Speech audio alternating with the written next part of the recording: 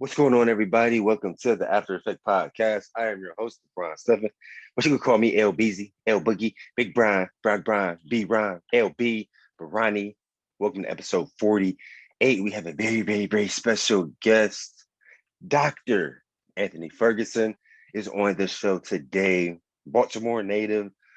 Had a short career at the University of Iowa playing football before he decided to walk away from the game. Since then, has got a master's degree. Let me make sure I get this right. I thought I wrote it down. Master's degree in mental health counseling and a doctorate in educational leadership. He is currently the executive director of equity, inclusion, and diversity at West Des Moines Community Schools. Super uber excited to have him on. We were teammates for 1 year, of course. Kept in touch on social media over the years. He's doing amazing things in the Des Moines, Iowa community. Has been a staple as far as mental health and just Black people in general, the Black culture in the state of Iowa. First starting off in Iowa City, now in Des Moines. Has studied abroad, several super cool places. I just sent him the link, and I'm super excited for him to jump on to get his story and hear his after effect, which was kind of early. He transitioned out of football, I think, 19 or 20 years old. So just send him the link, waiting for him to jump on, and we will go.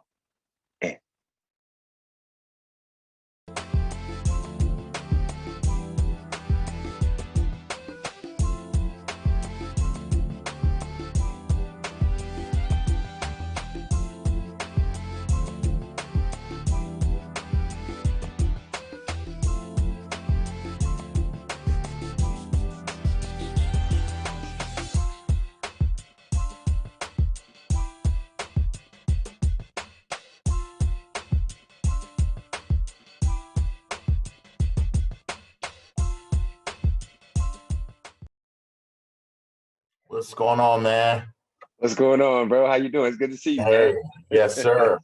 Yes, sir. No complaints. How are you? Hey, I can't complain, man. Happy Sunday. I appreciate you carving out the time, Doc. I know you're a busy man, Doc. Stop. What's happening, man? Hey, I can't call it, man. So, I started a podcast about in June. It's called the After Effect Podcast or the After Effect Show. It's my belief. I'm super passionate about storytelling, and it's my belief that as athletes, we all have an after effect or aftershock when it's time to walk away from the game and figure life out. We all have an after effect from all of our experiences, and I know that we were only teammates for a year, but you continue to be a student at the University of Iowa, and I think I just I just believe like in my younger years, in my younger 20s, it didn't really make sense to me, like what you were doing, what you were trying to build. And now just tapping into more books and just being more mature now, it all makes sense in what you were trying to do. And as far as the groups you used to hold all the time and the two organizations you built, the Young Black and Educated and Issues of Men. And it took me a while to grow and kind of see your vision. And Yeah, now it makes a lot of sense now. So that's why I reached out to you and I wanted you on to expound on your story, give some intricate details about whether, from you growing up in Baltimore, single mom household to you matriculating to Iowa and having to deal with all the metrics and the politics with that, deciding to walk away from the game and furthering your education with master's in mental health counseling and a doctorate in educational leadership. Man, I think you have an amazing story. So I just wanted you on to kind of go in and relive your journey a little bit. yeah. Well, first, thanks for having me. I definitely appreciate that, man. It has been an interesting journey, man. From Yes. from the first time I've heard about Iowa, man, to actually coming, visiting, man, meeting you all, meeting my teammates, man, getting acclimated to the university. Yes. Like you said, man, from Baltimore. So this coming to Iowa was certainly a culture shock Different. in many ways. Yeah, Yes. yeah, in Yes. many Me too. ways, man. But Yeah. I just remember the night before I left, just praying, man, just trying to really center myself and be open to this experience, to this new Yes. experience. And coming from a smaller school, man, I had no idea how athletics was going to shake out, no idea Hmm. how the academic piece was going to shake out. It was something that I was just ready to jump into, man. Everybody seemed Yes. really nice, man. When I first got here, just the Yes. atmosphere, the being in Iowa City, man, the fans. I mean, everybody was crazy, and um, Yes. it seemed like almost from day one getting there, things were looking bright. Um, Yes. honestly, until until the football piece happened. Yes. until, until And that you piece know I can happened, man. relate. You know I Yeah, can relate. man. Yes. Yes. I dealing with our with position coach that I had at the time, man. That was that sort of strained that Yes. not only that relationship, but The my experience. journey, my experience, man. So Yes. that was really challenging for me. So it's really trying to Mm-hmm. navigate. The academic piece wasn't as challenging as I initially thought. That was something where I began to find a safe space in the academic realm, um, Okay. which once was that safe space in the athletic world, right? Being Mm-hmm. able to be Mm-hmm. around teammates, be around my friends, be around coaches. Yes. That sort of got dark. The other part, the academic journey, sort of where I found the light. So, yeah, Mm-hmm. man, yeah, it just my time at Iowa, I don't regret any part of it, man. I mean, Right. even the Right. athletic part, I was able, like you mentioned, to start two organizations that I thought were really centered around helping male students, especially Black male students at the University of Iowa, man, Young, Yeah. Black, and Educated and Fishers of Men. Both groups, for the most part, was completely misunderstood, right? I Yeah. remember just thinking about leaving the football team, start getting ready to start this organization, and the ridicule that sort of came with, are you going to leave, Division One athletics to start Young, Black, and Educate? I mean, people just couldn't. White people Wrap their couldn't. heads around that. Yes. You've worked so hard to get to this point, and Mm-hmm. I saw a need, man. There was certainly a gap at the Yeah. university. There still is a gap, and this organization, those two organizations, were just a part of the way that I've been able to help fill that void for Black students that are coming from all over to come to Iowa. Absolutely, man. So, yeah, I think you touched on a lot of good points. So before I just like dive into your childhood and things like that, just let me get your take on just two current events. So one, just give me your reaction to the state of the world, right? I mean, 2020 was clearly the weirdest year we've ever had to walk through. So we got a new president. All the racial injustices that we know as Black people, we've been Black all our life, it's finally starting to come on the forefront. People are finally starting to kind of get more of an inside look on what it's So, truly like to be Black, right? Um, um, Obviously, last year, I think back in June, uh, over 60 guys came out with their individualized stories of their experience at the University of Iowa. You were one, I was one. And people really started to try to make sense of it all.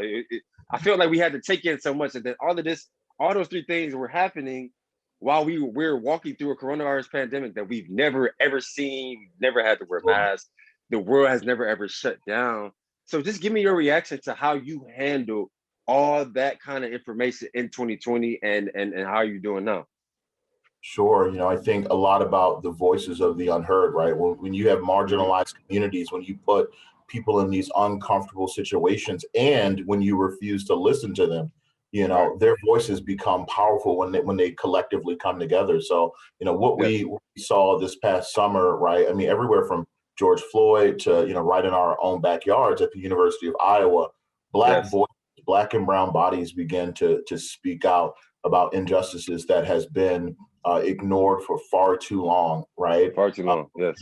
I refuse to believe that any coach, that any staff member, any politician had no idea that this oppression was going on, right? That these Exactly. voices have been silenced for far too long. So, man, it is long overdue. Mm-hmm. I think people are just starting to get a glimpse into the life and into the perspective of underrepresented and marginalized groups. There's so much Absolutely. more that we have to do. There's so many voices that still haven't been heard or haven't been amplified, right? So Mm-hmm. Mm-hmm. I appreciated this past summer. I appreciated, Black Twitter for sort of for rising up and saying these are Yeah. our stories. These are our stories, and And just with the shift that you start to see with coaches, right? Yeah. That's happening. Those voices are being heard right now, and those voices are being felt. This is the prime time to really amplify that and say, this is my experience, let me share this with you. Right. It's I can definitely attest to that, because it's funny, man. I have been going back in my head for years, figuring out a way to on how to tell, or not necessarily tell, but just speak to the University of Iowa experience, because our Sure. experience was different. I mean, you walked away from the program after 1 year, but I don't know how I did it, but I stayed in it for 4.5 years. Sure. Yeah. Yeah. And the And thing is, I always questioned. I always thought, like, how are these guys doing this? How yeah, are these guys putting up with this? And folks, folks always ask you, or always will make the comment, if it was so bad, why didn't they leave? Why didn't they leave? and my And for father me, says the same thing. My father sure. says the same thing, and that's what I told him. I said, "You asking that problem, you asking that question is the problem. Yeah. Like, So, we shouldn't have to leave. right. Like, it shouldn't be this way. Like, we shouldn't be Sure. treated this way. If you don't like it so much, why didn't you leave?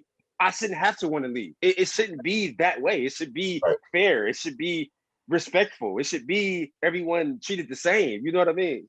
Definitely. And that's a gap in that system, man. When folks ask that question, I can say, man, leaving that team was probably one of the most anxious that time. So much anxiety, so much depression. I had no, I mean, everything from meeting with financial aid at the school and letting them know, hey, I don't want anybody to find out about this, only to come to practice that afternoon. And, coaches are just like, well, I heard you were at financial aid, or I hear that you're thinking about leaving. Man, I felt like I was Right. hiding, like I was sneaking away from this machine. And, Yeah. I felt like it was a target. Right. And on top of that, leaving to start an organization, leaving to, to find my voice. It was nothing like that experience. Right. At the Yeah. same time, I completely understand why you and other players stayed, right? You shouldn't have had to left that system, right? We should have Exactly. identified where the problem was, and then they Right. should have left. Right. But also, you're getting school paid for, right? You're getting Right. extra help. You're getting tutoring services, right? This is a life-changing opportunity. But just Exactly. because someone says, "Hey, this is a life-changing opportunity," doesn't mean that you have to be subjected to oppression and racism and Right. microaggression.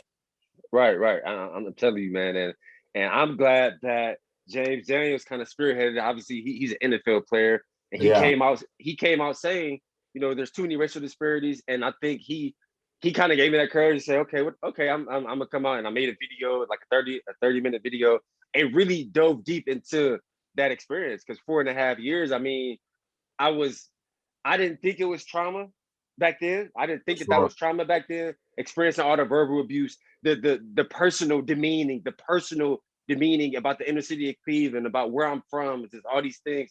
Having sure, to take all that in as an 18, 19, 20, 21-year-old, you're still trying to find yourself as a man. You don't really sure, even know who you are. Taking all that stuff in, um, plus like adding that to, in addition to everything that I went through in my childhood, and I'm yeah, sure you can attest to different issues and things of that nature, because you grew up in Baltimore, which isn't far from Cleveland. But coming, like, when I was about 27, 28, 29, I all those things came back and resurfaced. I had like a breakdown. I had like yeah, a breakdown out of nowhere, because I didn't deal with it. I didn't go to a therapist to talk to anyone, and I was kind of forced into therapy. I was forced to go talk about it, because I sure, knew that I needed some kind of help, because it all kind of resurfaced. And I say all that to say, like, that gave me the courage to find my own voice and to create a platform like this, a podcast, and just unapologetically tell my opinion. I was always so kind of nervous or scared to tell my opinion about the Iowa experience, because sure, obviously, once I have kids and once I have a family, I want to be able to take them back, and I want to be able to say, hey, Dad, right, 5 years here. Dad put a lot of blood, sweat, and tears into this program. So I sure, didn't want to be shunned. I didn't want to be shunned out the program. So I said, let me just be quiet. Let me just keep it in my small circle. We still talk about it to this day. But um, someone like him coming out and then seeing all those other guys come out, I just was like, I finally found the courage to do it. And I think it's so monumental and empowering for you coming from your end, because you did it at a young age. Like you walked away and you were trying to find your voice as a 19, 20-year old. And man, I think that that's so courageous on your end. My question for you is like, where did you find that? Like where did that come from for you to, what did you pull from or have to tap into to be able to try to create your voice at such a young age, and you're still at it, but you're like over 10 years in? Like, where did that come from that, that you had that at such a young age? Because I knew that we weren't being treated right, but I didn't know how to verbalize it. I didn't know how to find my voice. I didn't know the action steps to find a voice, and to the point where someone believes you, someone doesn't think you're lying. You know what I mean? Sure. Yeah. I think the bottom for me was, and I don't even know if I've shared this, but was like contemplating suicide, right? Okay. Was just this extreme depression of being a part of that program, Yeah. walking to practice, driving to practice, getting there, and to have this this racist experience, and being frustrated, right? Having family and my community, everyone sort of depending on me to execute. It took so much to get me to that point, that Yeah. for me, I just felt like, hey, I would be disappointing everyone if I walked away. So that's where the depression for me came in. And I remember, Mm. that first year, that first summer, there were professionals, mental health professionals, teachers, students, or everyone was sort of coming through and just making that Okay. initial introduction. And I Okay. remember even by that point, I was so depressed being a part of that program, that I was looking for a way to connect with this therapist who was Okay. really coming in, just talking, saying hi, nice to meet you all. Okay. And I didn't feel like it was sincere, but I knew that I needed help at that point. I Yeah. said, I Yeah. have to connect with this person, and trying to find an excuse to run out when she ran out, while the next person was coming in, trying to catch this person to say, can I get your card? Right. Just the fear around that process was very difficult. Oh But man. Yes. I reached a point of being so depressed in those moments that I told myself, before you hurt yourself, before anything like that happens, you need to leave this system. You need to get out of this program, far, far away from this program, Yeah. and do something that's truly going to make you happy. Mm. So that's what it came down to. I mean, I really had to, say, what, I can't think about what my family or my community or my friends or my coaches are going to say. I mean, it was Right. truly a decision that I had to make for myself, and it was sort of a lonely feeling, Mm-hmm. isolated Mm-hmm. feeling, Mm-hmm. having to make that right. I didn't consult with anyone else. Yeah. It was truly a decision that I had to make for myself, to make sure that I was being healthy. Yeah. And so when you decided to walk away, and you were dealing with that, and how was that transition? You were used to going to practice and meetings and learning center. Yeah, Like yeah, I tell people all the time, we had a full time and an overtime job. I mean, because you're up at 5 a.m. You got lifts, and then you got yep, class, and then you have tutoring sessions. Then you got to get hours at the learning center. Then you have treatment. Then you have specialties meetings. Then you have physician meetings. Then you have practice. And then you have training table. Then you have homework. And before you know it, it's 11 p.m. and you have to do the sure, same thing the next day. Like people don't understand that grind. So when you walked away and you were just a student going to class, but you had an immense amount of free time, sure, what was that transition like? Was it weird? Did you feel like you needed to be somewhere where you kind of sure. scattered all around, or? I did find that I had to fill that time. The first few days it was really weird, man. It was like, well, what am I gonna do? But I Yeah. was able to hit the ground running, man. I mean, again, starting clubs, starting organizations. I was done in January of 2011. Okay. So for me, it was, well, how can I begin to fill this time? How can I Yeah. do all of this stuff? It was a sacrifice, and a leap of faith, leaving the team. Mm-hmm. What can I do to make the most of this and make the most out of this experience? So, Yes. Yes. within just a few months that summer after leaving the team, I went on a mission trip and studied abroad in Ethiopia, right? And so that was Okay. a wonderful, wonderful experience. And then I got back, and later that winter, I ended up going to India and studied abroad in India. And then I got back in that spring break, that following spring break of 2012. I ended up going to Georgetown, Guyana. So it was literally nonstop for me. And Yeah. I remember hearing former players and coaches just saying, "Well, yeah, he left the team to go to Africa." No one knew what I was doing. They just knew I was doing stuff, man. And yeah. it was again, man. That those first few weeks though, it was almost like a ghost town, man. I think Yeah. noticed was athletics keeps their athletes so separated from everyone else. Yeah. I know there was no network outside of you all, outside of my teammates, right? So for Right. me, it was I didn't see any Black students around. It was really hard.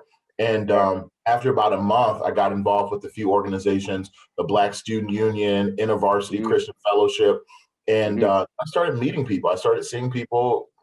Gained another core group of friends, joined a Yes. fraternity, and for me, that was the network that I needed to help me get through my experience at Iowa.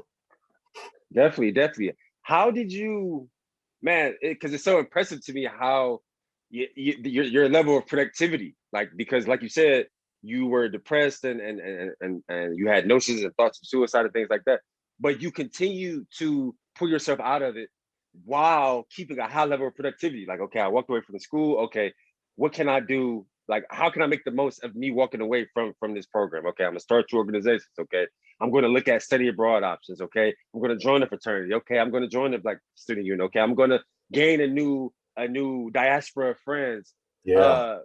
What was it? Did you have to pull from anything to keep that level of productivity so high at such a young age? You were only what, like 19 or 20?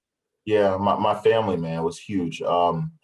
They would always say, "We're sending you to Iowa on a mission," right? And even to this day, I carry that with me. The mission was always to get an education, right? It was to Yeah. always get as much out of this experience as possible.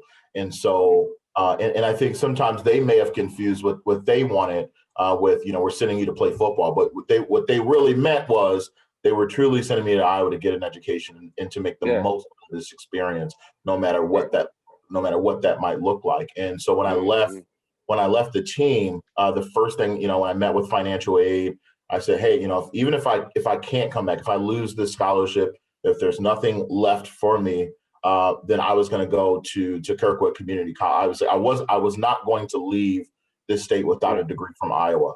And that was sort of what I carried as motivation.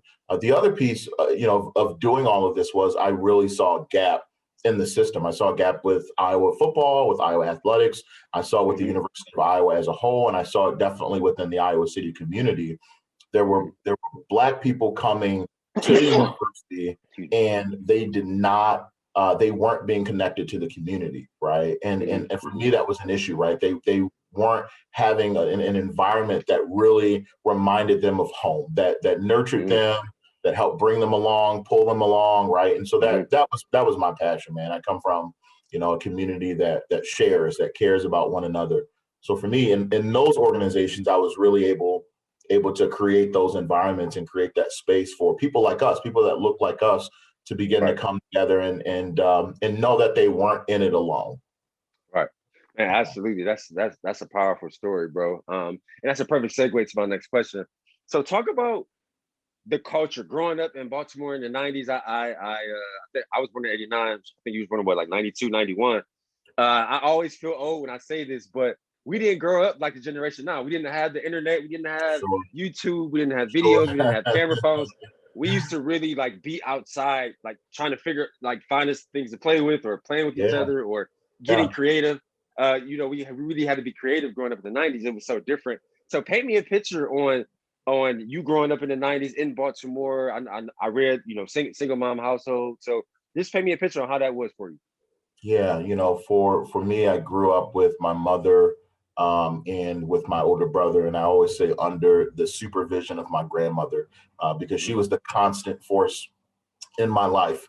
My mother was there, but my grandmother was really that compass. She was really the cornerstone of my foundation of respect and of making sure that I showed up to school on time, making sure there was always food in the house. You know, she was really that person for me and continues to be that person. Baltimore was sort of a rough place to grow up in.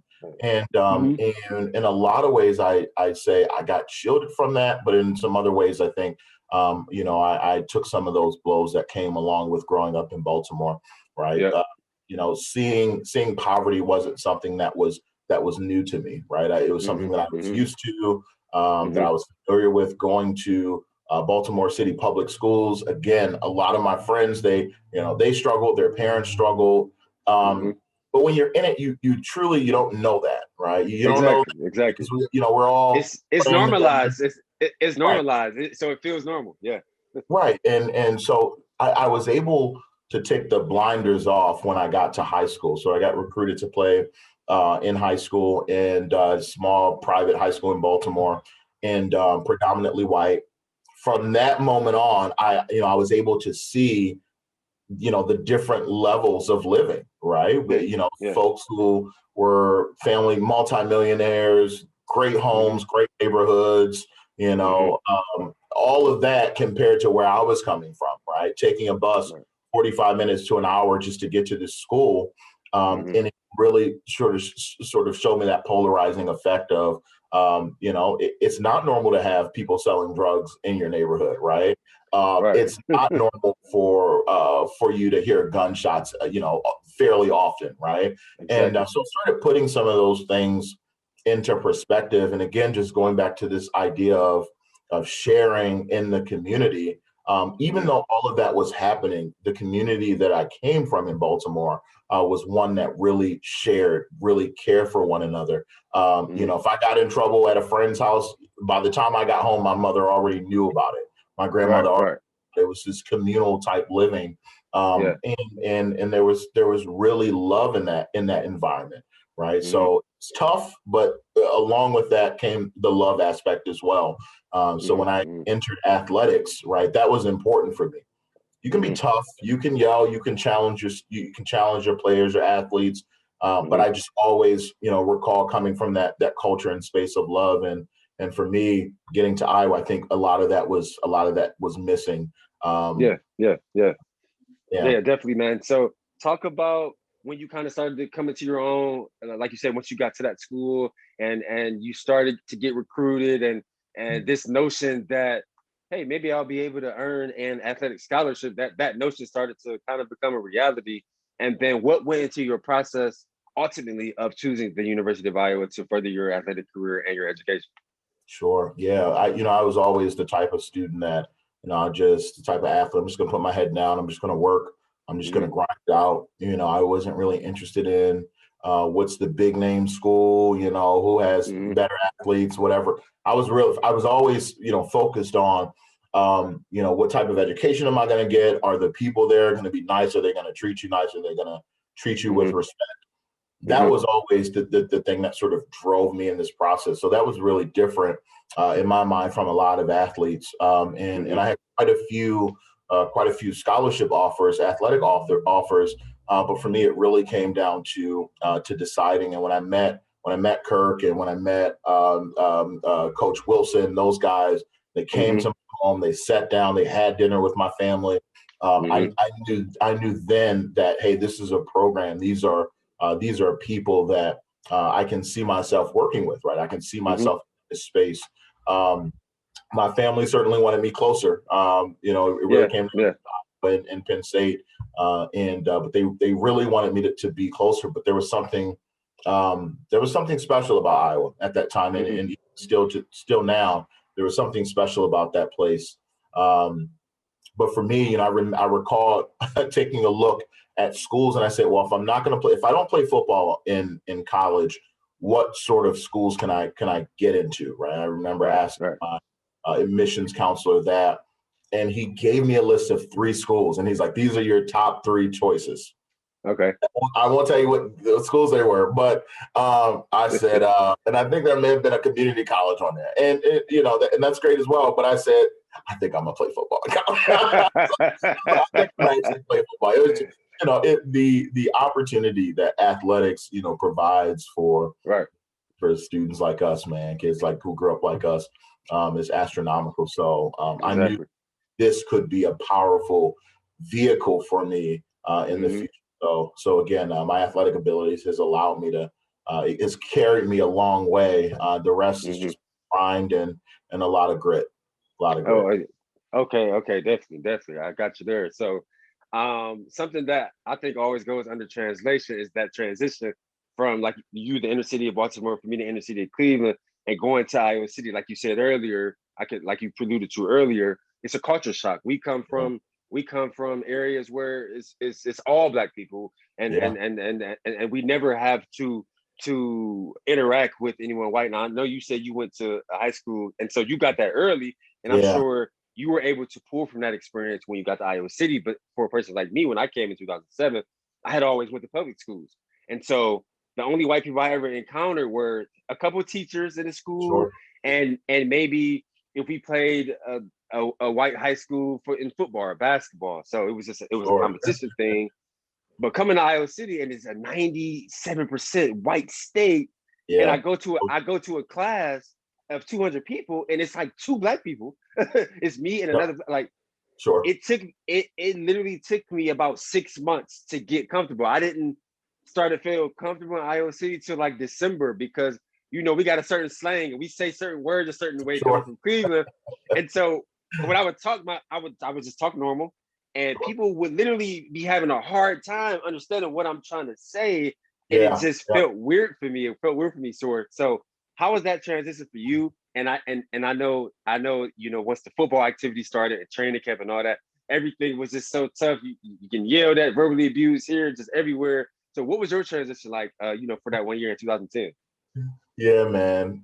For me again, having that experience in high school really prepared me for that. I don't think the coaches really knew what to make or what to do with me because, in a way, I'm coming from Baltimore. I'm coming from the inner city, but I had Mm-hmm. this experience at this predominantly white, private, very elite school, Mm-hmm. and so I challenged a lot of things. Right. Mm-hmm.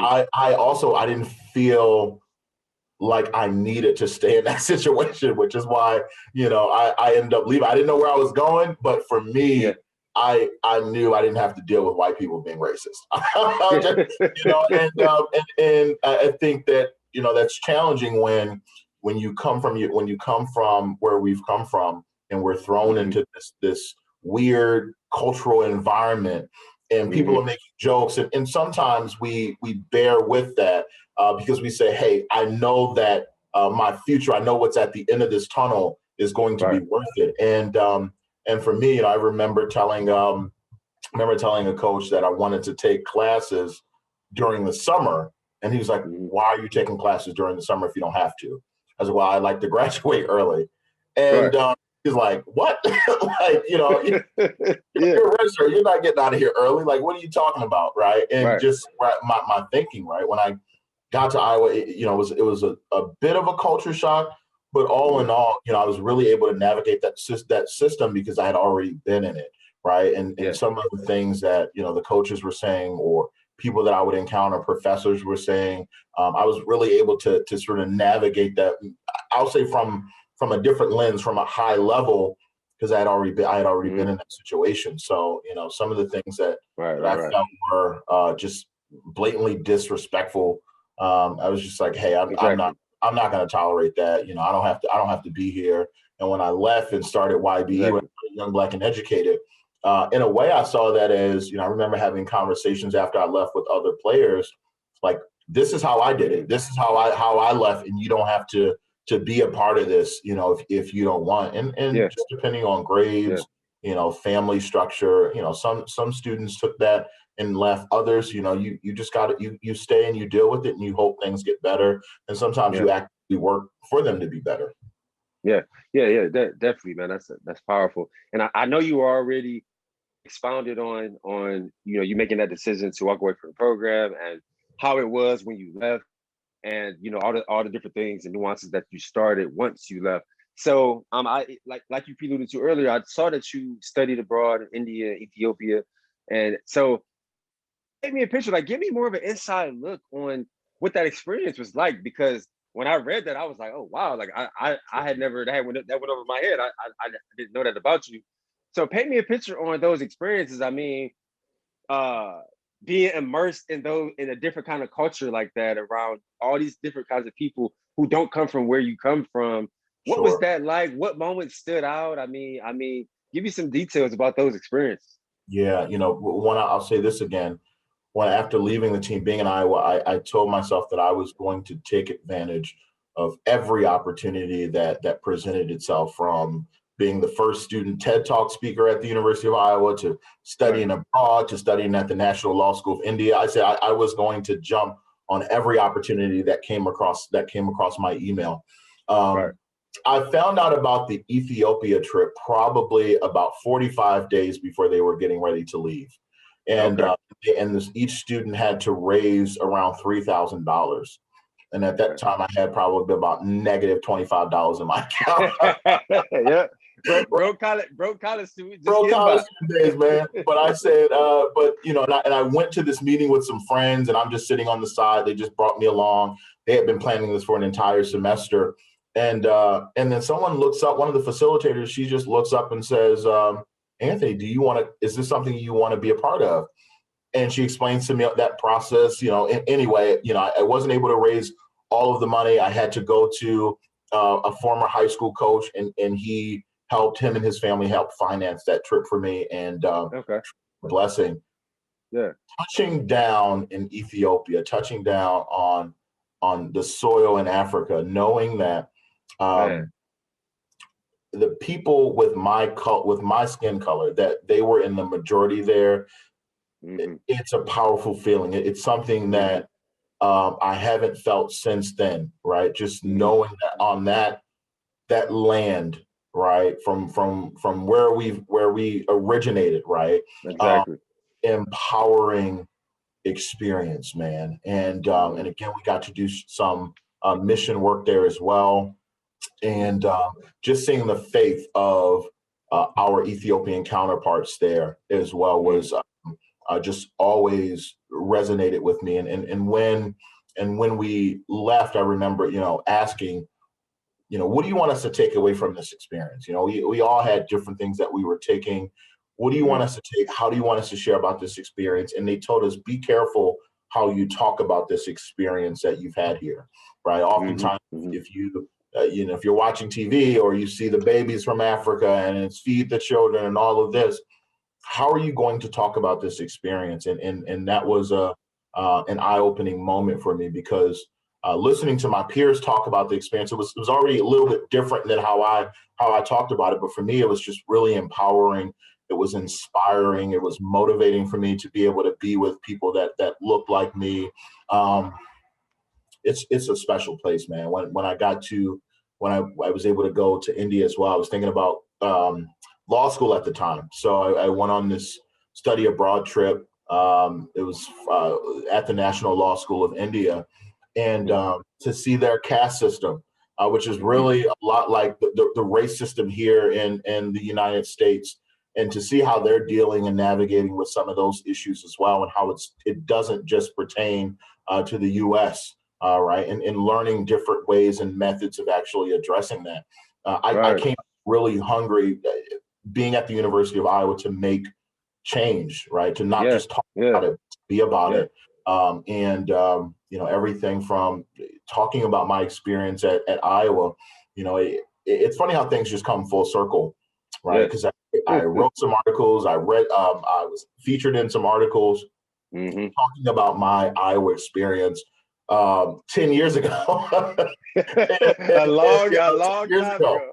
right? Yeah. But it just shows the power of Black voices at all levels, Yeah. right? Because Yeah. it took someone, it took someone at that level in the league, in the NFL, to speak up, right? To Mm-hmm. say that during that time, folks are just saying, well, that's just Anthony, that's just Ferg talking Exactly. stuff, right? This is one Exactly. guy having a bad experience. No Right. one saw fit to actually do that investigative work 10 years ago, Right. right. right? It's almost like you were before your time. Like, Well, and again, we would be naive to even think that it started with me. I'm of sure course, these issues, were going on prior to me even getting there in 2010. of course. But we need leadership that's going to be proactive and actually taking a look at these issues and listening when marginalized groups actually speak. We Yeah. can't ignore those voices. Yeah, I totally agree, man. And I know those trips to Ethiopia and India, I know that I can just tell by when you speak about it, how your energy kind of shifts. But I know that just kind of gave you a form of like a superpower to, like you said, when you came back to really Oh hit the yeah, ground running and to really like put your stamp on it. And I haven't had the opportunity to travel over to Africa yet, but I'm planning on it, and I can't wait to feel that feeling, to feel those feels, and to find your purpose. So man, that's so powerful. And I'm glad that you spoke about the TED Talk, because I went and watched it. I actually watched it like 3 times because I didn't know you were on it. But give me, well, I had like a 2-part question. First off, was it a surreal feeling when you found out that you would be on the TED Talk, right? I mean, 29 subscribers on YouTube, that's one of the biggest platforms, right? Was it a surreal feeling when you found out that you were going to get that feature? And then the second part on the 2-part question: where did the courage, where did that courage come from to tell your story, as far as the traumatic experiences that you had in your childhood? Because for me, I experienced some traumatic experiences during my childhood. I haven't spoken about them yet. I'm still working through them in therapy. I'm sure I'll get to that. But when I saw you tell your story, I was like, that's the first thing that came in my head. Like, man, how was he able to just unapologetically tell his story in front of all these people, and on this big platform, and sure. like just be okay and be cool. So like, so that 2-part question: how did that feel? What was the feeling like when you found out that you would be on the TED Talk platform with that feature? And then where did your courage come from for you to tell that story? Did you have a process? Did you have to go to therapy? Did you have to talk to somebody? Because when we go through stuff like that, you can't. It's hard to talk about it. You don't want to talk about it. You want to kind of shield it or put it in the back of your mind, and it always comes back some way. So, what was that like for you? Yeah, I remember sitting down. I think it was in my dorm, recording the initial, like I think they asked for a 2-minute clip Yeah, video, and I remember recording that and sweating. Man, I was like, I can't believe we're getting ready, to talk about this. The thing is, probably 2 weeks before that, I had no idea what a TED Talk was. I hadn't heard of it at the time. And yeah, my friend said, "Hey, this is a great opportunity." I saw the email come up, and I was like, and I think someone else had mentioned, "Hey, you should think about doing this." And I was like, "All right, that's 3." And I work in threes, and I'm like, if it came back 3 times. So I talked to a good friend of mine. He says, "Hey, just record a video, see where it goes." yeah. I did that, and I said, I don't know what I want to talk about, but I got to be vulnerable. Whatever it is, I'm just going to be as Right. open as to the core as possible. And I recorded that Yes. video, submitted it, and when I found out that I gotten it, it was surreal because I said, "Wow, like, do I have to talk about this?" But I Yeah. really, I was like, "Okay, I got to stick with this topic," And Right.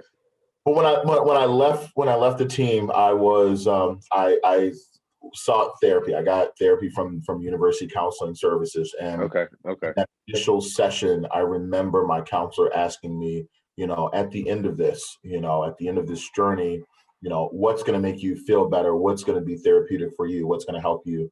And and she said, "What's your vision?" And I told her that I see myself on a stage sharing my story. Right? I told her Oh that wow. at 11. You said that in I therapy. So said that then. you kind of Yeah, manifested it. and she just said, "Well, talk to me more about that." And my rationale behind that is having something that's a secret, having this traumatic experience that no one else knows about, right? It's like having a voice and not being able to use it. It's really Mhm. it's a depressing. It's just a really Mhm. sad Yes, feeling. it And really is. so for me, I imagine sharing it on this stage as being this freeing experience, which it turned out to be, and Yeah. then stepping into that space where I was able to do it. It was almost, I've described it as being the spiritual moment, right? Yeah. Remember rehearsing. I remember preparing for it. Mm-hmm, I was on that stage. It wasn't like me thinking of what should I say next. It was like God was just pulling these words yeah. together. It was free flowing. It was, yeah. It was Yeah. free flowing, man, and I just remember people clapping at the end and walking off the stage shaking, like, wow, I just did this. Yeah. Um, Yeah. but immediately, after I left backstage and was exiting the event, having people come up to me, one woman in particular said, I share a similar story with you, and I have never shared it. And tonight I'm going to share it with my husband. And Mm-hmm. and right then and there, I knew that, hey, this is a powerful message. Yeah. Resounding effect. Yes. Yeah, man, that needed to be shared. And and since that time, man, I've had folks reach out and say, just thank you for sharing your story. That was Mm-hmm. inspiring. That was powerful. Mm-hmm. Athletes, I'm always really elated when I hear from former teammates or just random athletes who reach out and say thank you Mm-hmm. for being brave enough to step in that space. But that's what my whole life's about, man. Yeah. My Yeah. my goal in this world is to use the tools that God has given me to empower, inspire, and motivate other people to be a blessing on someone else. So that was just one way for me to do that. That's powerful, man, because one of my questions that I wrote down to ask you is, had you ever tried therapy? Because, and so it didn't surprise me that you actually went to therapy, because I knew that you had to had got those feelings out to someone to have the courage to talk about it in front of that many people. Like, I knew that, because it's just too much fear. It's too much. You're too scared. You don't know how you're going to be perceived. You don't know if the person that took you through that moment, if they're still alive, what they're going to feel like. and Sure. and that's what was big for me. That's why I never wanted to talk about it like in public or to anyone, and I started doing it in therapy. I'm still working through it, but I knew that you had to talk to somebody about Oh yeah. it, because there's no way that you would just be able to talk about it on that kind of platform. And so that's powerful that you were able to find therapy at the University of Iowa. Like you said, when they used to come to the school, they would, I mean, to the complex, they would give them like 5 minutes to say something real quick. Real quick. But yeah, real quick. And to be honest, bro, and I gotta be honest, I did not even know we had therapy resources like at University of Iowa. I didn't even know that, because like you Sure. said, they were giving 5 minutes, and it wouldn't even be 5 minutes. Let's be honest, it Yep. would be like 2 minutes, and they Yep. would put it at the beginning of a meeting before more important things. So I Yep. never was even able to take any notes or really listen to see, Right. okay, maybe I need to go talk to somebody, maybe, because I knew certain experiences were really bothering me. And I would talk to my roommate and a few of my teammates as therapy to get those feelings out. That's really the only way I was able to continue to press forward. Uh, Sure. so so yeah, man, I'm glad that you were able to find those resources, and then obviously have that thing on TED Talk, man. That's powerful. I'm glad you were able to answer that for me. So let me ask you this, man, because I actually listed the ladder that you climbed. Right, you got your undergrad in African American Sure. Studies. You got your master's in mental health counseling. You got your doctorate in educational leadership from Drake, and you Yeah. started in the workforce. You got primary counselor at Macy Medical. Then you matriculated to victim rights coordinator in the Office of Iowa Attorney General. Then you moved to regional ED Midwestern. Well, you're the regional director in the Midwestern region for your fraternity, Mhm. Alpha. How do I say it? Alpha Phi Alpha. Alpha Phi Alpha Alpha. Phi Alpha Phi Alpha. I'm sorry, I'm a rookie with fraternity. I'm sorry. And so all that education, all those amazing job titles, all those jobs that you had, now you are the executive director of let me get it right, executive director of equity, inclusion, and diversity in the West Des Moines Community Schools. Yeah, For man. any for anyone that's listening that may want to follow in your footsteps or follow in our footsteps for maybe attending a big ten university and making sure that they graduate and making sure that they understand the landscape of how to get these kinds of jobs. Just paint me a picture on your access steps, what you did after each one of those jobs. Did you just did you just apply to jobs nonstop every 3 months? Like, what was your what was your Sure. plan to get Sure. to where you are now? Because people see you, and the title is cool. The title is like, oh man, who is this guy? Like, he sounds important, right? But you started from somewhere. So just kind of paint me a picture on how you were able to navigate through all those jobs, and for anyone listening that may want to follow in your footsteps? Sure. Wow. That's a lot. You did your research, man. The full bio, man. It is surreal hearing all of that, man. I can't believe that is me, right? I mean, Yes, yes. when I speak to students, I always share I failed the fourth grade, I failed the sixth grade. I mean, I got into a lot of trouble as a kid. I was a very troubled kid, and Yeah. I entered the ninth grade reading maybe on a fifth or sixth grade reading level. I mean, math was Mm-hmm. below that, Mm-hmm. and it is by the grace of God that I'm here.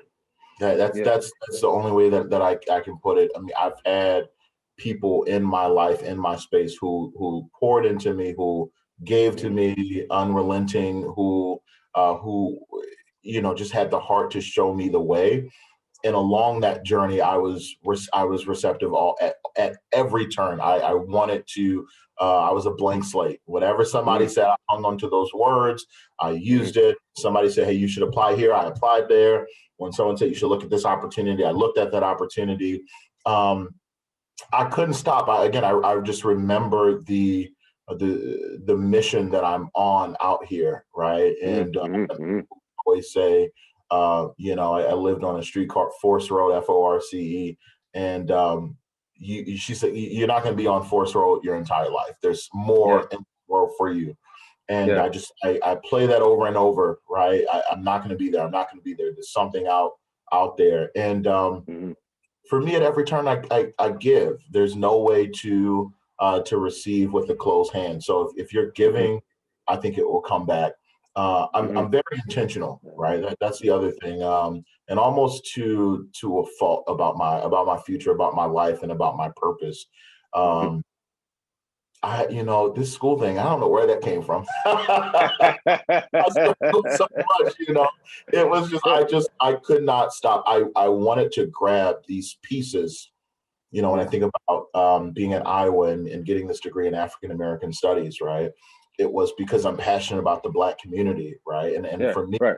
it was I knew that my end game was to do something that I love. So it was how do I get these pieces throughout education, throughout the community, to ultimately be able to do something that I'm really passionate about. And so Right. I got that degree. I start seeing my own struggles with mental health, Mm-hmm. seeing that within our community, we have a lot of those struggles. Right. So Right. let's get a degree in mental health counseling, right? Yeah. Then I Yeah. see we have students who are struggling in education. Well, what can I do in education, right? How do I get that formal training in education? How do I become credible? How do I get that research experience? So Mm-hmm. let's get this doctoral degree, right? So it's Yes. now American Studies, mental health education, into an organization that I just launched this year, the Center for Equity Focused Learning, which Mm-hmm. is combines. It's almost like a YBE 2.0, right? Okay. It's the space where I get to bring all of my skills, together collectively, to be able Yeah. to do this work with a team of excellent individuals who's also passionate about this work as well. And Mm-hmm. like you mentioned, my 9 to 5 role, being the executive director for a K-12 school district.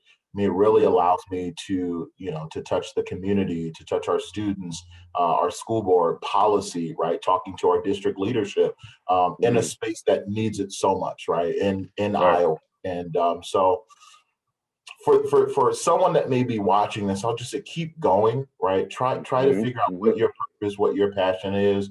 Even if you don't know, just start somewhere. Yeah. Get Start a job, something. start interning with somebody, working. Reach out to me, right? Yeah. And start narrowing it down. I'm still trying to figure out what that is for me, but it keeps getting smaller and smaller, and I feel like I'm getting closer and closer to exactly what God has called me here to do. Yeah. Yeah. Yeah. That's so powerful, man. And I mean, reading through all as I prepare for this interview, reading through all these accomplishments and accolades and things of that nature, it's definitely just motivated me to continue to navigate in my passion. I'm passionate about storytelling. I'm passionate about Sure. content. That's why I started this podcast.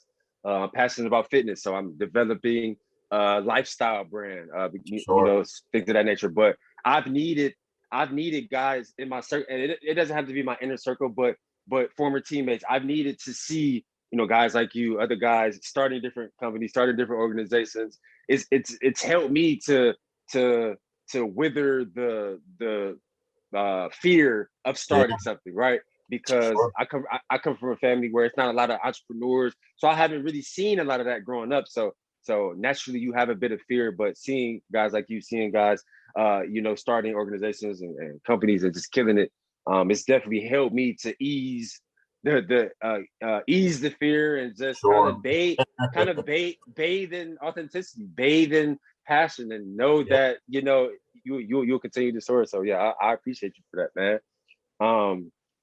So last question, bro. What would you say is Anthony Ferguson's after effect of his entire athletic career? Obviously, I'm sure you started playing sports at a young age. You ascended in high school. You earned several scholarship offers. You attended the University of Iowa, where you played football there for a year before deciding to walk away. What were some lessons that you learned that you would tell young adults and people in your organizations now, and essentially just as we try to push the culture forward? Mhm. Yeah. I think it would be about this introspection, right? That getting centered, figuring out who you are, what your purpose is, what your passion is. I mean, I can't emphasize that enough. Mm-hmm. Once you stand on solid ground in your own life, once you know that you have a strong foundation, morally, ethically, and spiritually. Once you have that, uh, there's not much that's going to be able to knock you off your block, to knock you from where you stand. And Mm-hmm. I think that has really helped me in all aspects of my life, from deciding on Iowa to deciding to leave the football team to deciding, hey, I'm going to stay here at this institution. I'm going to stay in this Yes. state and maximize my potential, right? Mm-hmm. And so I think that's what I would leave folks with is find that foundation in your life, your reason for being, your raison d'etre. Find Mm-hmm. that in your life and stick to it, put Yeah. that first. I Yeah. think that's what I would leave folks with. And I always say give. Yeah. If you're giving, you will certainly be blessed in your life. Yeah, yeah, that's a powerful after effect, bro. And I appreciate your honest candor on that subject. So that's actually all I had, bro. Something I've been trying to pride myself on. 2020 was the weirdest year to date. We've never walked through a coronavirus pandemic. We've experienced deaths, family members getting sick, Yeah. things of that nature. So I've been trying to ensure that I give guys flowers while we're still here. All the awards, all the accolades, all the degrees, all the amazing jobs. I mean, all the organizations, everything that you've accomplished, bro. I just want to give you your love and say I'm proud of you. Keep going. Keep inspiring us all, whether older, younger. I'm a bit older than you, but you've inspired me. And I just want to give you those flowers and show you that love face to face, man to man. While we both still here. Absolutely, brother. I appreciate you. I appreciate you for creating this platform, man, for voices to be shared. It is Yes. certainly important. Voices certainly have the power to make change, man, and you're doing that through Mm-hmm. this platform. So, yeah, again, I never thought I'd be here talking about that experience, right?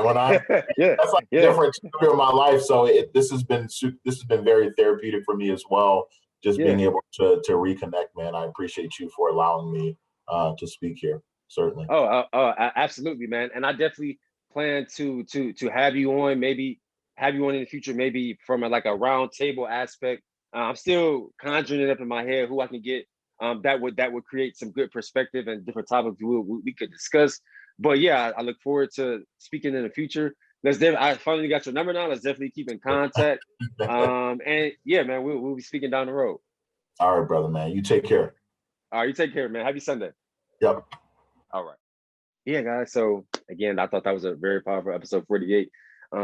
Anthony Ferguson, doctor, and change that, Dr. Anthony Ferguson has a super powerful story, as you can see. Was one of the few that I had never saw walked away from the program, at an early time after his freshman year. And you can see what he did ever since he walked away. I mean, a master's in mental health counseling, a doctorate in educational leadership, studying abroad in 3 different countries, He's held a lot of different jobs, over the years. The Power of Secrets feature on TED Talk. That's a 30 million subscriber platform on YouTube, and now is the executive director of equity, inclusion, and diversity for the West Des Moines Community Schools. I mean, what an honor to even have him on. But we were teammates for a year in 2010. We were pretty cool. We used to talk during practice on the sidelines. Got along pretty well. But like I told him at the beginning of the interview, the things that he was doing at such a young age, it kind of went over my head as far as the organizations he was starting and trying to find a voice for Black people at a predominantly white institution.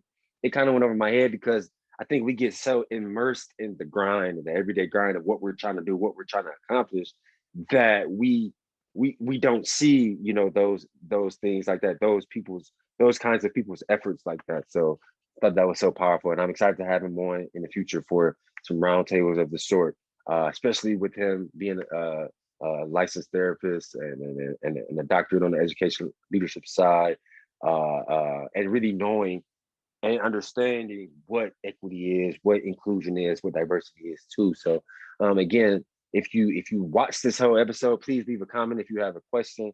If you listen to this on audio, please leave a review. Please rank us, leave a star for this episode. And yeah, until the next episode, peace.